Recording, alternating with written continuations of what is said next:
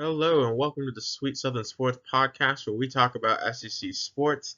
Today I'll be focusing on the football team for the Auburn Tigers 2025 preseason predictions. So first let's look at the keys to a strong season for the Tigers.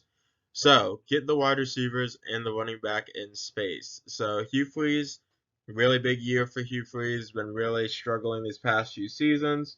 They literally Auburn's last few years. In 2020, they went 6-5. 21, they went 6-7. 22, they went 5-7. 23, they went 6-7. And last year, they went 5-7. So this is just a program that's really, really trying to make a turnaround. Their wide receivers may be some of the best in the country when it comes to a unit.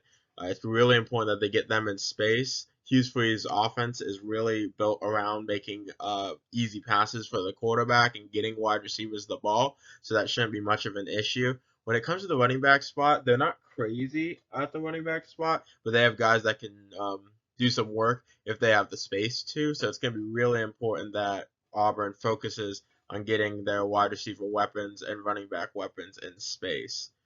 Unlock Arnold's talent. So Jackson Arnold last year played for Oklahoma and was awful. Threw a lot of picks, just really struggled. Has been showing apparently some confidence issues during Hugh Freeze's SEC Media Day. He shared that they're working on trying to get his confidence back up. As a quarterback, it's so critical that you can obviously confidently make throws. If they can unlock Arnold's talent, this guy can throw the ball. He's just exceptional when he's on. So it's really important that they unlock Arnold's talent this year. And then the defense, bend, do not break. So their defense is not exceptional, but they're also not terrible. I feel like this Auburn defense is very in the middle of the road. They have potential at spots, but it's going to be really important that they hold teams to field goals and they don't give up touchdowns consistently throughout the year. So let's look at their schedule. Tough schedule, as always, typically in the SEC. But they start off with at Baylor. I do think at Baylor is a loss.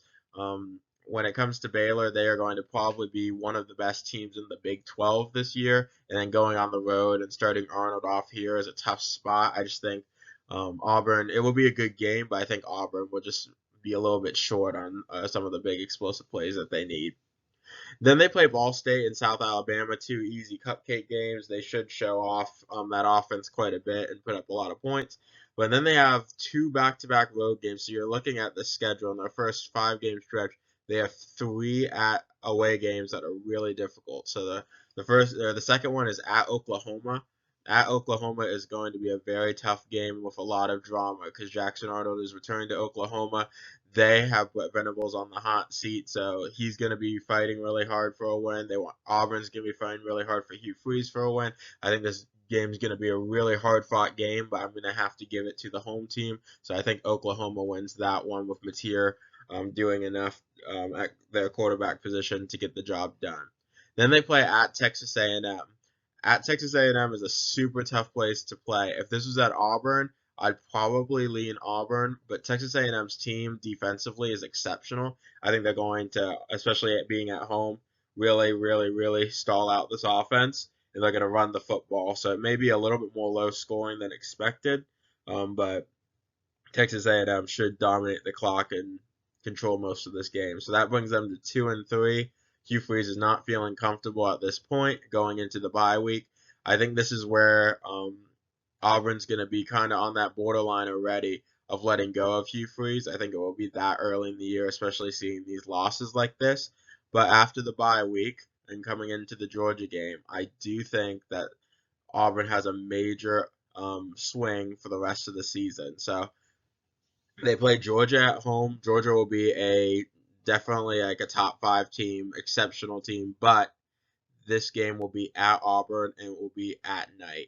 I think when it comes to Jordan Hare Stadium, really crazy things happen at Auburn.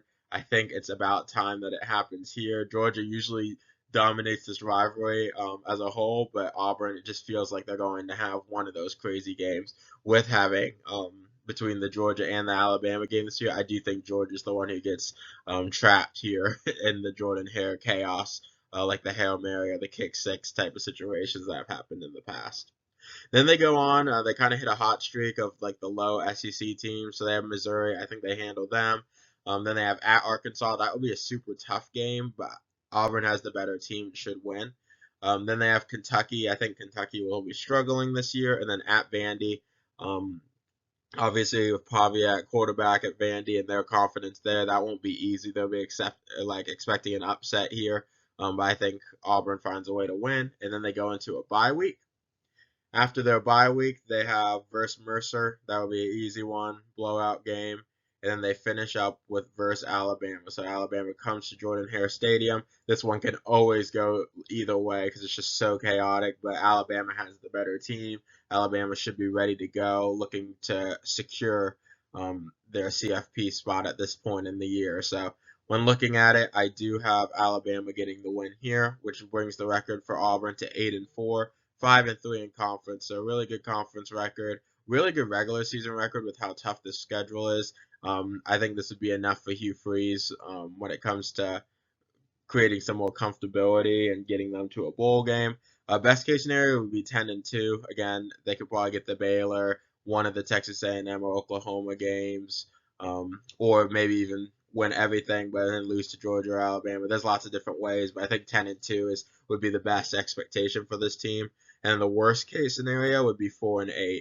Again, with all these teams that are on their schedule, there's some tough SEC competition, and if that offense looks like it did last year, there's still potential that they could have a losing season and go 4-8 if things just really crumble with Arnold and he starts freaking out back there. So, but with all that said, 8-4 for the Auburn Tigers. Please like and subscribe, comment to the video, and please look out for more content in the future. Thanks for watching.